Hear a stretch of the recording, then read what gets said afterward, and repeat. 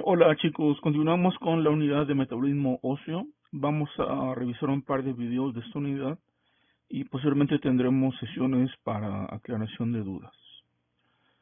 Muy bien, comenzamos. Aquí vemos la composición química del hueso, de la cual tenemos dos componentes, el inorgánico, que es la mayor parte, 67%, formado por cristales de hidroxiapatita, que es una forma de unión del calcio a fosfato y oxígeno. Y el resto, 33%, es materia orgánica, formada principalmente por colágeno. Del colágeno existen muchos tipos de fibras, se han escrito alrededor de 28 tipos distintos, pero el tipo 1 es el más abundante. En el 90% de los casos de colágeno en el cuerpo es tipo 1. Y otras proteínas que son de tipo no colágeno son la menor parte, con cerca de un 5%.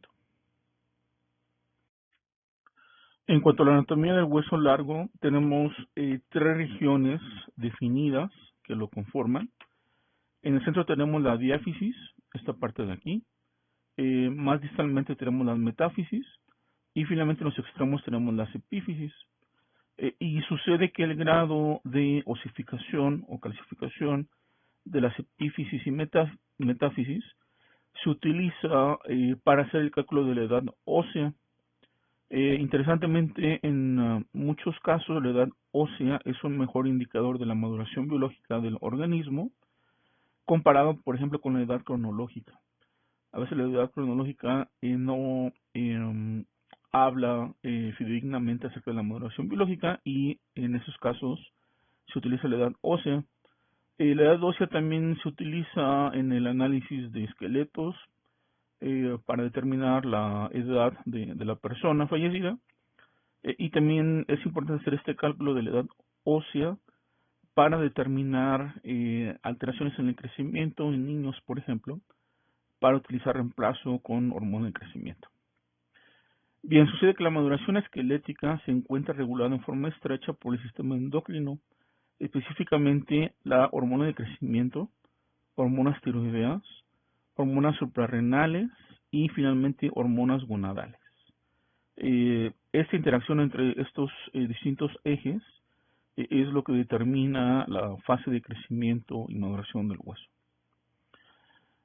Al nacimiento, nuestras diáfisis están osificadas, las metáfisis y las epífisis están compuestas por cartílago, y durante el crecimiento, las placas epifisiarias que están aquí en esta región, en la epífisis, se van osificando, y estas placas epifisiarias, al osificarse, se cierran y termina el crecimiento longitudinal del hueso, y esto sucede al final de la pubertad, más o menos en el caso de las mujeres cerca de los 16 años o antes, y en el caso de los hombres cerca de los 18 años o antes.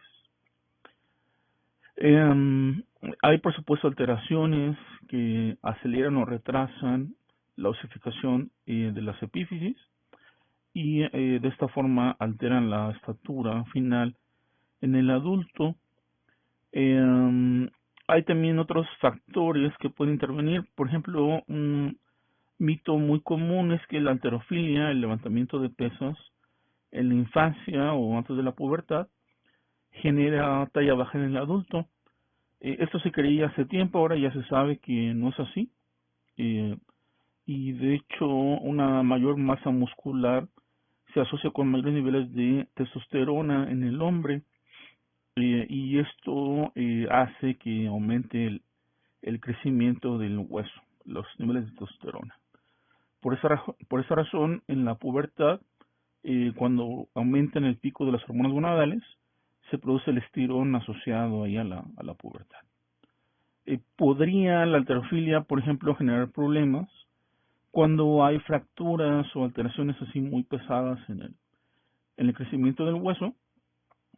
Pero en realidad no se ha demostrado que el levantamiento de pesas genere talla baja. Bien, en cuanto a la matriz ósea, esta a nivel fisiológico se mineraliza y se regenera en forma constante a lo largo de la vida, y esto es consecuencia del recambio óseo. El hueso está formado por varias proteínas de matriz ósea que juegan un papel en la función del tejido. Y el componente predominante y básico en la construcción del tejido óseo, ya lo mencionamos, es la colágena tipo 1. Pero también hay otros tipos de colágena, como la tipo 3, la tipo 5, que están presentes en la matriz ósea. La colágena está formada por estructuras en forma de trihélice, es una proteína larga, fibrosa, y la principal ya lo mencionamos es la tipo 1. Bueno, 85-90% de la matriz ósea está formada por colágena tipo 1, la matriz orgánica, por supuesto. Esta colágena provee flexibilidad, funciona como un esqueleto que define la forma del hueso. La función de la colágena, entre otras, es unirse entre sí y permitir la orientación de otras proteínas que permiten el depósito del núcleo de los cristales de hidroxiapatita para la formación de la matriz ósea. La colágena sufre ciertas modificaciones posttraduccionales, específicamente su hidroxilación en ciertos residuos de lisina y de prolina. Y entonces la colágena, al estar hidroxilada en estos residuos de lisina y prolina, se puede unir a otras fibras de colágena y esto le da resistencia y flexibilidad a la matriz ósea y también a la matriz extracelular. Y entonces se pueden medir los niveles de hidroxilisina y hidroxiprolina en orina y esto nos habla de un parámetro de resorción ósea. Entre más elevadas estén en orina, la hidroxilisina y la hidroxiprolina, quiere decir que la tasa de resorción a nivel de hueso es mayor. Y esto nos puede hablar de posibles alteraciones ahí asociadas al metabolismo óseo. Vamos a hablar de estas hidroxilaciones más adelante, pero para que se lleven a cabo se requiere vitamina C, porque las enzimas que realizan estas hidroxilaciones tienen que tener hierro en estado reducido en su sitio activo y esto pasa gracias a la vitamina C. De ahí que el escorbuto, la deficiencia de vitamina C, genera problemas a nivel de colágeno. Bueno, existen modelos animales deficientes en la producción de colágeno tipo 1 y interesantemente muestran condiciones similares a la osteogénesis imperfecta, donde el hueso es débil a nivel mecánico y los cristales de minerales son pequeños. Vamos a hablar más adelante de esta alteración. Bien, en cuanto al metabolismo óseo, el calcio y el fósforo son los principales constituyentes del hueso, con hasta el 65% del peso total.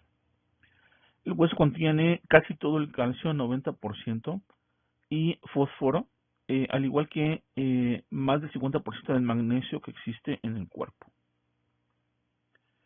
Vemos aquí una imagen con las concentraciones a nivel intracelular y extracelular para iones de calcio y de fosfato. Y recuerden que el calcio está asociado con la formación mineral óseo, con la coagulación sanguínea y con la excitabilidad de las membranas en los tejidos excitables como es el tejido nervioso y el tejido muscular. Y en cuanto a funciones a nivel intracelular, el calcio se utiliza para activación neuronal, secreción hormonal, esto es exocitosis mediada por calcio, y por supuesto para inducir la contracción muscular. En el caso del fosfato, es constituyente principal en el mineral en la matriz ósea, y a nivel intracelular tiene un papel estructural, por ejemplo en el ATP, y aquí en estos metabolitos en el ATP forma enlaces altamente energéticos y también es muy utilizado por proteínas, enzimas, para su regulación. Al pegársele, al fosforilarse y desfosforilarse, se encienden o se apagan muchas enzimas en las células. Bien, vamos a empezar a hablar de la paratormona o PTH. La PTH es una hormona peptídica producida en las glándulas paratiroideas y controla en forma muy estrecha los niveles de calcio en sangre y en el líquido extracelular. También la PTH incrementa la síntesis renal de calcitriol, que es la forma activa de la vitamina D, y esta actúa en el intestino para aumentar la absorción de calcio y también aumenta el flujo de calcio hacia la sangre y el riñón. Entonces, el incremento resultante de calcio en sangre, que se conoce como calcemia, inhibe la secreción de aparato-hormona. Esto es una regulación por retroinhibición. La aparato-hormona tiene 84 residuos de aminoácidos. Se produce en la paratiroides, su vida media es corta de 3 a 5 minutos. Y su estímulo principal para su secreción es una disminución en la calcemia, además de los niveles de magnesio y de catecolaminas. Influyen en su secreción. Aquí vemos un esquema que muestra el eje producido en las paratiroides, sale a sangre y entonces a nivel renal induce la activación de la vitamina D, la cual a su vez absorbe más calcio en el intestino. Entonces esto incrementa el calcio a nivel de líquido extracelular. La aparatormona induce resolución de calcio en el riñón, lo cual también incrementa la calcemia y también ejerce un efecto donde se produce liberación de calcio a partir del hueso y de esta forma eleva la calcemia. Al elevarse la calcemia, esto inhibe la liberación por retroinhibición de PTH en las glándulas paratiroideas. De esta forma, los niveles de calcio que son críticos para, por ejemplo, los tejidos excitables, ya lo mencionamos, para el corazón, para el sistema nervioso, permanecen en rangos estrechamente controlados. Y aquí vemos una gráfica. En el eje de las 10 tenemos la secreción de aparato-hormona, expresada en nanogramos por kilo por minuto, y su relación con los niveles de calcio en plasma en el eje de las X. Entonces vemos que niveles bajos de calcio en plasma se asocian con niveles elevados de PTH, aumenta su secreción. Conforme el calcio aumenta, disminuye la secreción de PTH y su liberación a la sangre. Recordemos que los niveles normales de calcio en sangre están cerca de 8.5 a 10 miligramos por decilitro. Bien, ¿cómo censan las glándulas paratiroideas los niveles de calcio en sangre? Sucede que hay un receptor sensible a calcio que se llama Cas-R. Esta proteína está en la superficie de estas células, en las glándulas paratiroideas, y corresponde a un GPCR, un receptor acoplado a proteínas Gs. Y este receptor acoplado a proteínas Gs actúa a nivel intracelular mediante la activación de fosfolipasa C, lo cual genera la liberación de inositol trifosfato a partir de las membranas en este tejido. Vamos a hablar también más adelante acerca de esta proteína Cas-R, ténganla en mente. Este es un sensor entonces de calcio que está en la membrana. Y de hecho se han descrito mutaciones en esta proteína que generan enfermedades como la hipercalcemia hipocalciúrica familiar. Esto se genera por inactivación en este receptor. Entonces, si esta mutación inactiva el receptor, la paratiroides no detecta que el calcio ya se elevó lo suficiente y sigue produciendo más PTH. Y esto genera una hipercalcemia, que es el nombre de esta patología. También hay unas alteraciones que son activantes en este receptor. Esto quiere decir que en forma constante está activado este receptor y eso hace que la paratiroides piense que hay mucho calcio en sangre, por lo tanto ya no produce más PTH y esto genera un hipoparatiroidismo. Bien, la PTH actúa en las células blanco a través también de un receptor acoplado a proteínas Gs y aquí incrementa tanto el AMP cíclico como el inositol trifosfato como segundos mensajeros. Y el receptor APTH se expresa principalmente en hueso y en riñón, como lo vimos en las imágenes pasadas. Aquí vemos una imagen que muestra el receptor APTH. Dijimos es un GPCR, por lo tanto tiene 7 dominios transmembrana, acoplado a las proteínas G, el complejo alfa, beta, gamma, y esto eventualmente Enciende la anilato ciclasa, que forma el cíclico que activa la proteína sinasa A, y por otra parte a la fosfolipasa tipo C, la cual libera IP3 y genera desilglicerol en la membrana, lo cual incrementa el calcio a nivel intracelular, y este es el estímulo para la señalización de esta hormona. Bien, el calcio en el filtrado glomerular en el riñón se reabsorbe casi por completo en los túbulos renales. Esto es vía un mecanismo pasivo paracelular y también vía activa. Entonces el calcio se reabsorbe tanto por un mecanismo pasivo como por un mecanismo activo a nivel renal.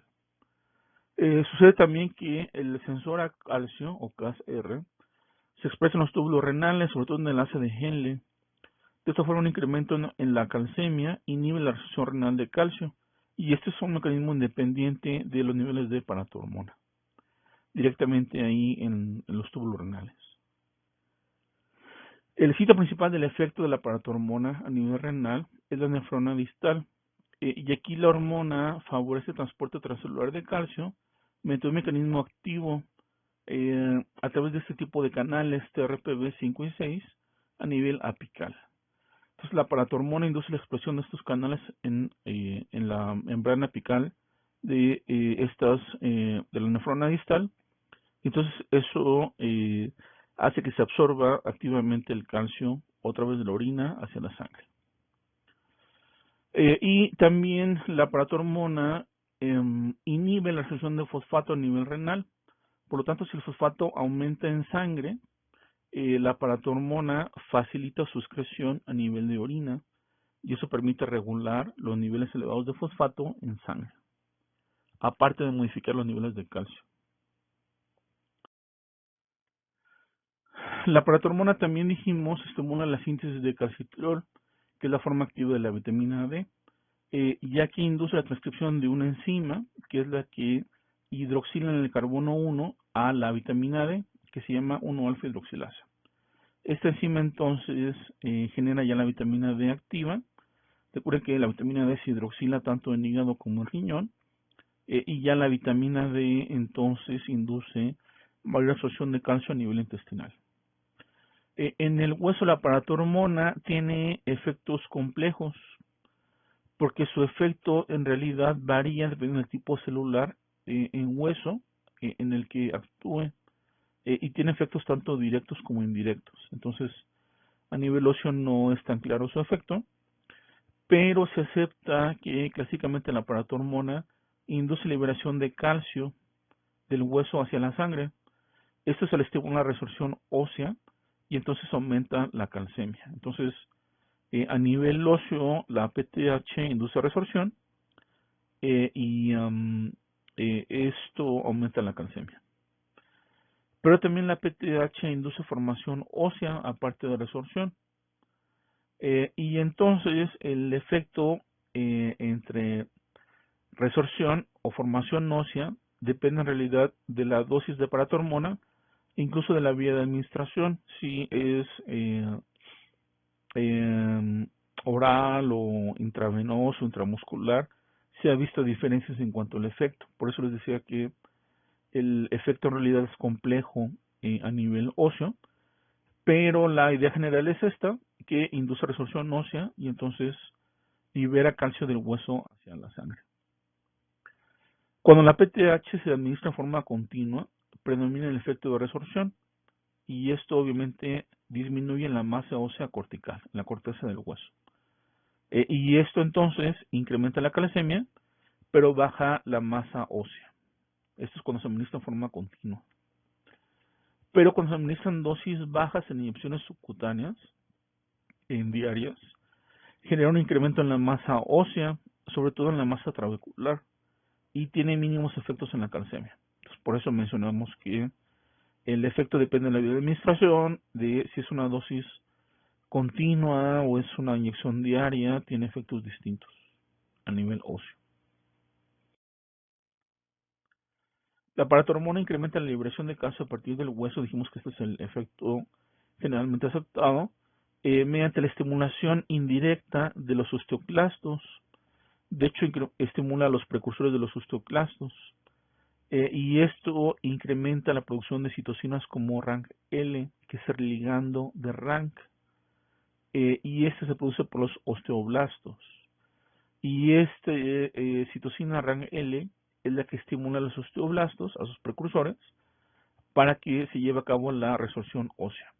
Ahorita vamos a hablar más a profundidad de estos tipos celulares, osteoblastos, osteoclastos. A nivel renal, la paratormona incrementa la absorción de calcio y de magnesio y dijimos disminuye la de fosfato. A nivel intestinal, la paratormona incrementa la absorción de calcio al inducir a la vitamina D su activación a nivel renal y esto entonces incrementa la calcemia.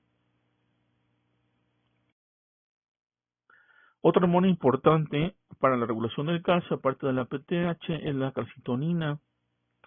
La calcitonina es muy importante en la regulación del calcio en peces y roedores, pero en el humano su papel es menos claro. No está muy claro ahí qué es lo que ejerce. La calcitonina se produce en la tiroides, en las células parafoliculares, llamadas células C. Recuerden que estas son células que no forman parte de los folículos tiroideos. Son los que producen calcitonina. Esta es una hormona peptídica, 32 residuos de aminoácidos, estabilizada por un puente disulfuro, con una vida media de 10 minutos, que también actúa sobre un GPCR. En esencia, la calcitonina tiene efectos contrarios a los de la paratormona. Y entonces lo que hace es disminuir la calcemia. Es un efecto contrario al de la PTH. La calcitonina entonces disminuye los niveles de calcio mediante los siguientes mecanismos. Para empezar, disminuye la absorción a nivel intestinal. Disminuye la actividad de los osteoclastos. Esto hace que se libere menos calcio del hueso hacia la sangre. Y enciende a los osteoblastos, los cuales son los responsables de la formación de la matriz ósea. Inhibe también la resorción renal de calcio y por lo tanto incrementa la eliminación de calcio en orina. O sea, efectos contrarios a los de la PTH. Al igual que la PTH, también la calcitonina incrementa la eliminación de fósforo en orina. En este sentido, se puede decir que la calcitonina sirve para proteger la integridad del esqueleto en contra de la movilización extrema de calcio. Por ejemplo, en el caso del embarazo y la lactancia, la calcitonina entonces evita que demasiado calcio salga del hueso. Por eso decimos que protege la integridad del esqueleto.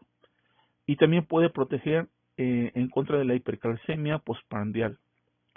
Cuando consumimos alimentos muy ricos en calcio, la calcitonina evita que el calcio se eleve demasiado en sangre.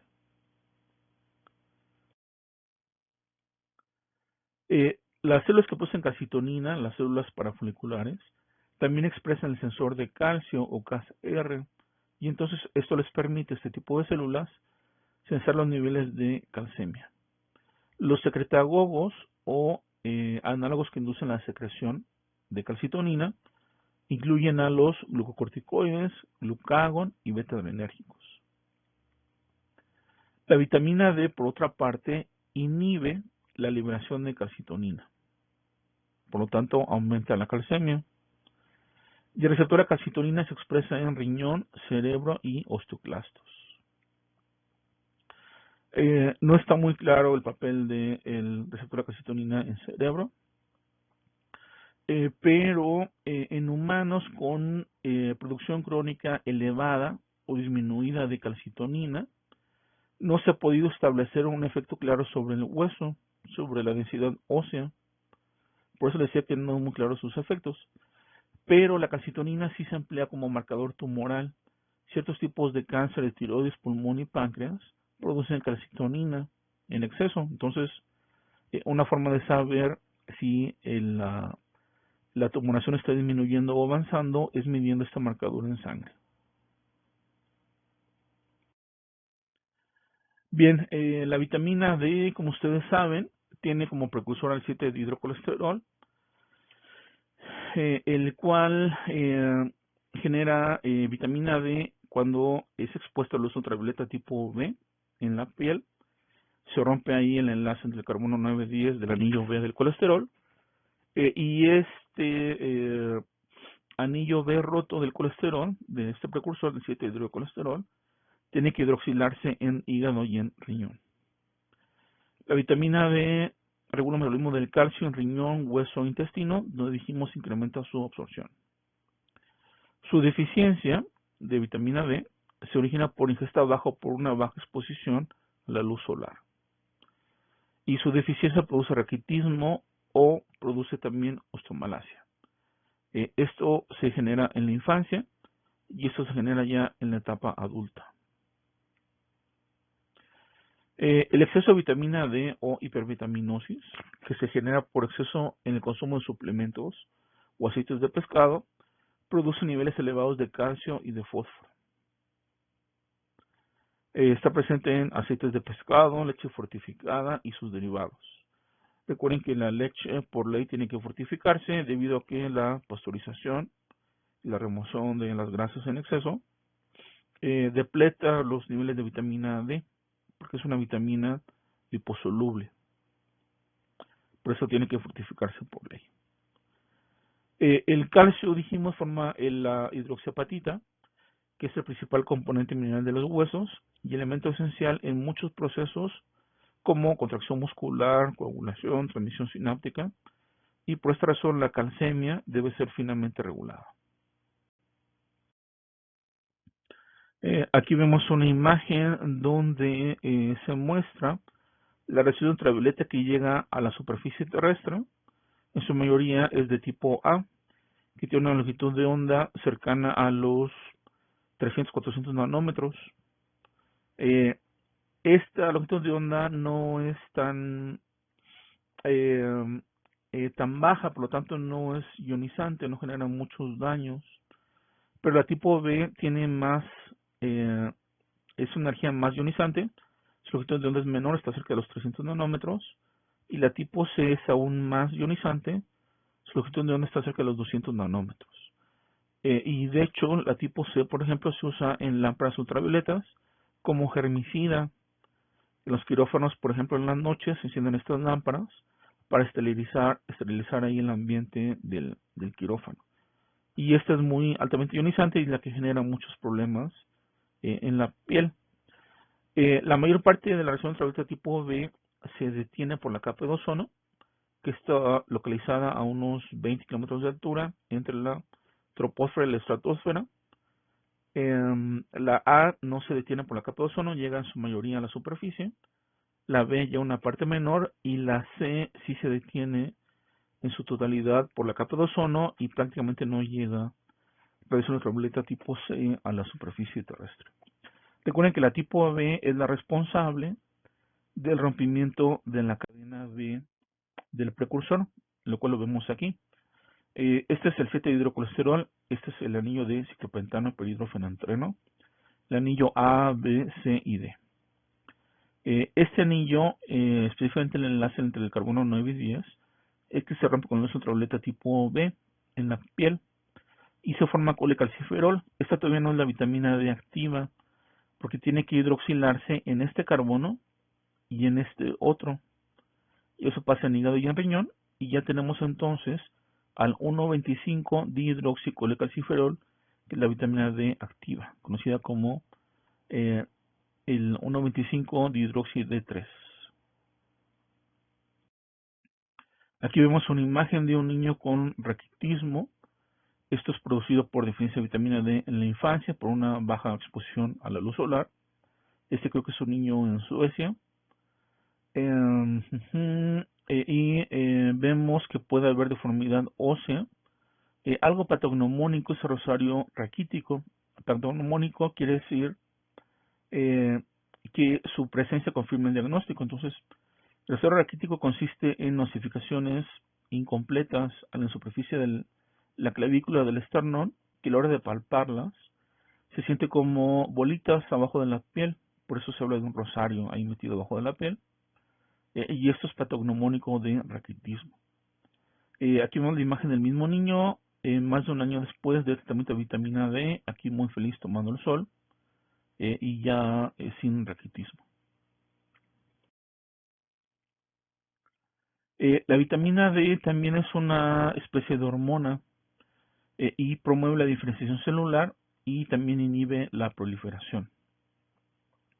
A nivel intestinal dijimos la vitamina D incrementa la absorción de calcio, que está en la dieta, porque induce su transporte transcelular a través de vesículas en el enterocito, induce la expresión de estos canales TRPV5 y 6 para facilitar la absorción de calcio.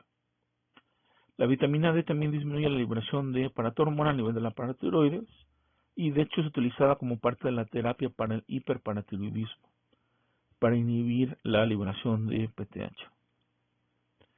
A nivel óseo, la vitamina D reprime la síntesis de colágeno tipo 1, también induce la síntesis de osteocalcina por parte de los osteoblastos y está implicada en la mineralización y en la homeostasis de calcio. La vitamina D también incrementa la actividad de los osteoclastos, hace la liberación de RANG-L por parte de los osteoblastos. Recuerden que RANG-L se produce por los osteoblastos y activa a los precursores de los osteoclastos para que se diferencien ya en osteoclastos y estos generen la resorción ósea, la matriz ósea. La vitamina C o ácido ascórbico ascorbato, les mencionaba, permite mantener el hierro en estado reducido. Y esto es muy importante en enzimas como las hidroxilasas de lisina y de prolina, que tienen hierro ahí como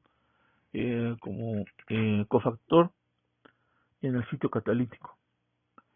Y entonces estas enzimas, estas hidroxilasas, generan hidroxilisina y hidroxiprolina, que dijimos están presentes en el colágeno y son necesarias para que el colágeno se enlace entre sí. Y entonces esto le da fuerza tensil y elasticidad al colágeno en el tejido conectivo. Y entonces los sitios más sensibles a la deficiencia de vitamina C, que esto se conoce como escorbuto, son aquellos con grandes cantidades de colágeno como los capilares y vasos sanguíneos, hueso y el tejido cicatrizal. El tejido cicatrizal es básicamente colágeno tipo 1.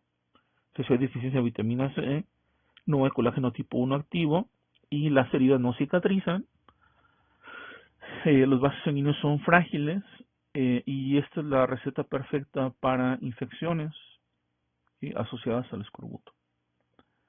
También la vitamina C favorece la fagocitosis en células del sistema inmune, síntesis de neurotransmisores y producción hepática de esos biliares y colesterol. La vitamina C fue identificada inicialmente como factor antiescorbuto en los viajes de los marineros sin acceso a frutas y vegetales frescos durante el cruce ahí de los océanos. El escorbuto es la manifestación clínica de la deficiencia de vitamina C después de 45-80 días de consumo deficiente. Los signos y síntomas del escorbuto incluyen lesiones en tejidos mesencimatosos, como es el tejido cicatrizal, que contribuyen a una deficiente sanación de heridas, a un edema, hemorragia, con debilidad generalizada del tejido conectivo, lo cual puede ser mortal. Se ha visto también que los fumadores tienen niveles más bajos de vitamina C. ¿Por qué? Porque se consumen los procesos antioxidantes.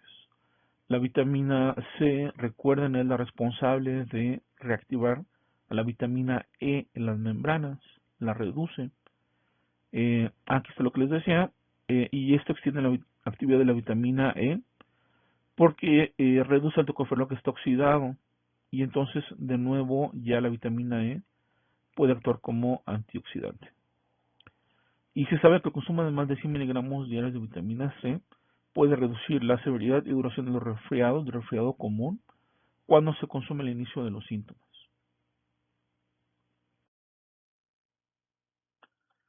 Bien, ingestas mayores a 1 gramo diario de vitamina C pueden generar toxicidad por exceso, principalmente síntomas a nivel gastrointestinal. Está presente en alimentos de origen vegetal solamente, frutas con colores como naranja, toronja, fresa, papaya, etc. Aquí vemos al ascorbato en su estado oxidado. Aquí está parcialmente reducido, este es el mono de hidroascorbato, y completamente reducido como el de hidroascorbato.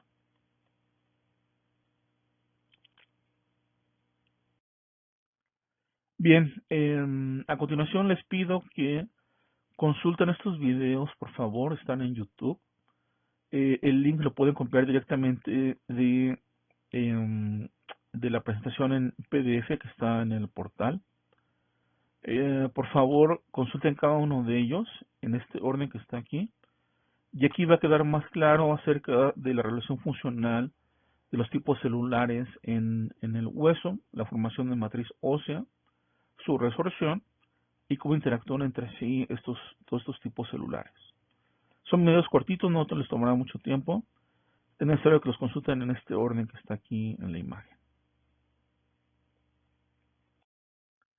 Bien, vamos a ver esta imagen. Aquí les muestro el desarrollo y mantenimiento del esqueleto, las distintas etapas en relación a la edad.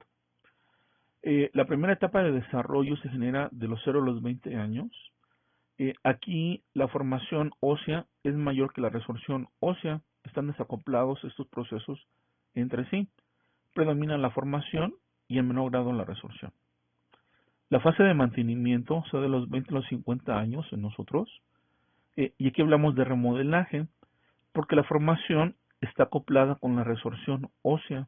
Aquí no predomina ninguno de los dos. Y finalmente la etapa de osteoporosis se genera a partir de los 50 años. Y aquí tenemos una mayor resorción en relación a la formación. Y otra vez, al igual que en la primera etapa, ambos procesos están desacoplados, pero en forma inversa, y aquí predomina la resorción en lugar de la formación. Esto, por supuesto, genera un decremento en la matriz ósea, lo cual se conoce como osteoporosis.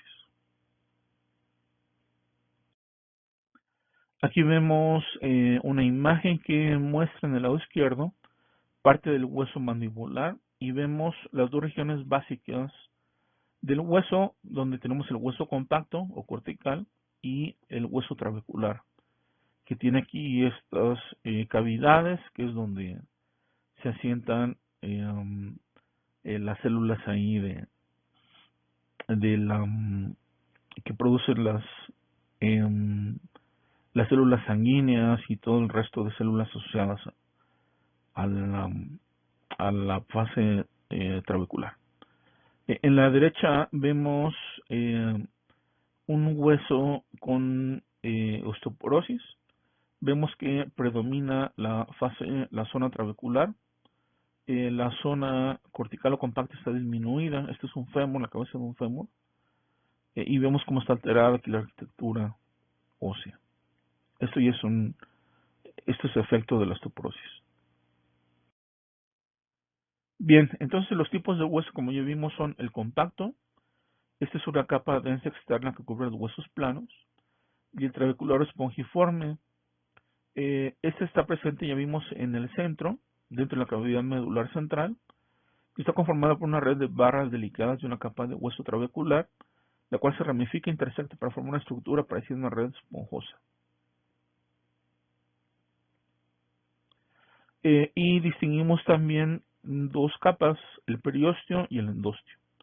El periósteo es la capa de tejido conectivo densa que rodea al hueso, lo vemos aquí en esta microfotografía. Tiene dos capas, una externa fibrosa y una interna que está pegada al hueso, que contiene las células y los precursores y los vasos sanguíneos. Y el endostio es una capa delgada de tejido conectivo sobre la superficie interna del hueso que se orienta y rodea a la médula ósea, que es donde están las células. Aquí está el endostio, que son las células en la médula ósea las que producen en los huesos largos las células sanguíneas. Bien, en cuanto a los tipos de células óseas, tenemos células osteoprogenitoras. Estas contribuyen al mantenimiento de la población de osteoblastos y masa ósea. Están localizadas en el periósteo y el endostio y se diferencian en osteoblastos. Estos son precursores de osteoblastos. Tenemos ya los osteoblastos maduros, son los responsables de producir la matriz ósea en la superficie de formación del hueso. Tenemos a los osteocitos. Los osteocitos se organizan a través de la estructura de la matriz mineralizada que soporta la arquitectura del hueso. Tiene un papel muy importante, vamos a hablar de esto más adelante.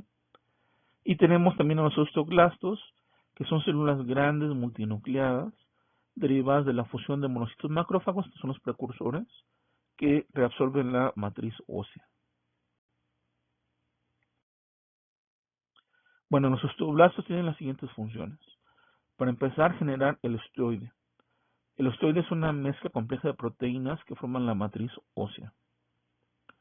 Los osteoblastos están separados de la matriz ósea mineralizada por una capa delgada de matriz no mineralizada, que se llama unión osteoide. Regulan la diferenciación y actividad de los osteoclastos. Estamos hablando de los osteoblastos aquí. Y también indirectamente mantienen la homeostasis del calcio, participan aquí en los valores de calcio que salen del hueso, que llegan al hueso, y son responsables de la mineralización del osteoide. Y aquí vemos una imagen que muestra cómo los osteoblastos se diferencian a partir de sus precursores.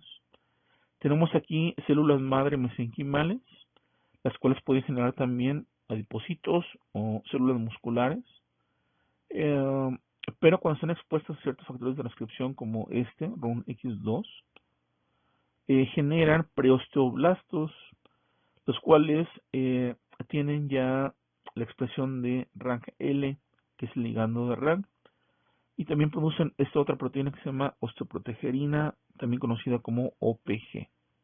Esta es una molécula señalizadora que viene de los osteoblastos.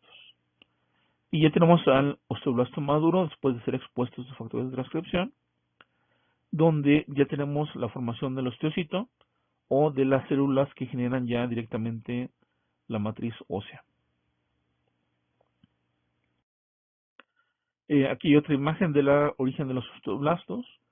Tenemos las células madre, las cuales se replican en forma ilimitada y generan células multipotenciales, y estas ya generan a las células que tienen una renovación limitada, autorrenovación limitada, que son los precursores tanto de osteoblastos, dijimos, adipocitos, condroblastos, mioblastos y fibroblastos. Vemos entonces cómo la diferenciación se incrementa a la derecha en la imagen. Aquí tenemos proliferación disminuida y aquí ya están más diferenciadas estas células. Dejan de ser células diferenciadas de tipo células madre. Bueno, los osteocitos, recuerden, son osteoblastos terminalmente diferenciados. Y estos son los que soportan la estructura ósea y la función metabólica del hueso. Se desarrollan al formar numerosas conexiones citosólicas con las células adyacentes para asegurar su viabilidad, mientras que el osteoide vuelve impermeable a la matriz extracelular. Están presentes en las lagunas, ahorita vemos que son, y poseen numerosas extensiones celulares de procesos filopodiales.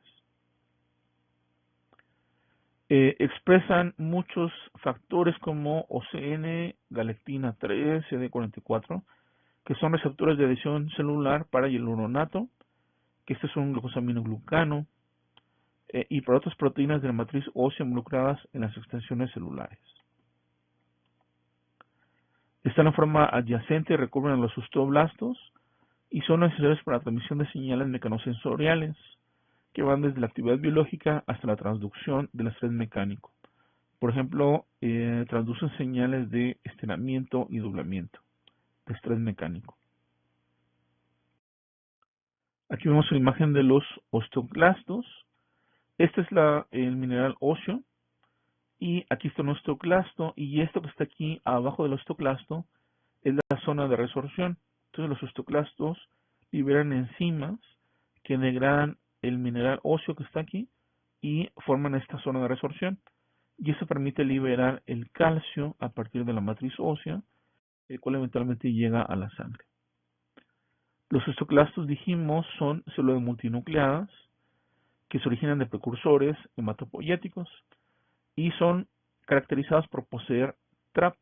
¿Qué quiere decir esto? Fosfatasa ácida resistente al tartrato. En sus vesículas y vacuolas citosólicas está en la superficie de las depresiones ahuecadas en las lagunas, que se llaman lagunas de Howship. Aquí vemos una célula hematopoyética madre, un progenitor de osteoclastos y su diferenciación para preosteoclastos y ya osteoclastos maduros. Dijimos que parte de esto es RANKL, que es una molécula señalizadora que está en los osteoblastos. Entonces, los osteoblastos inducen a través de RANK. RANK es el receptor que está en el preosteoclasto.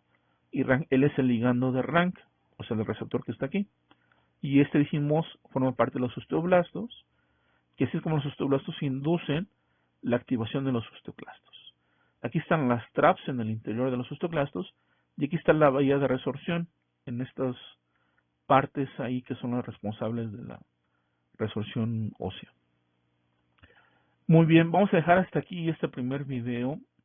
Muchas gracias por su atención y a continuación viene ya la segunda y última parte de esta unidad. Gracias.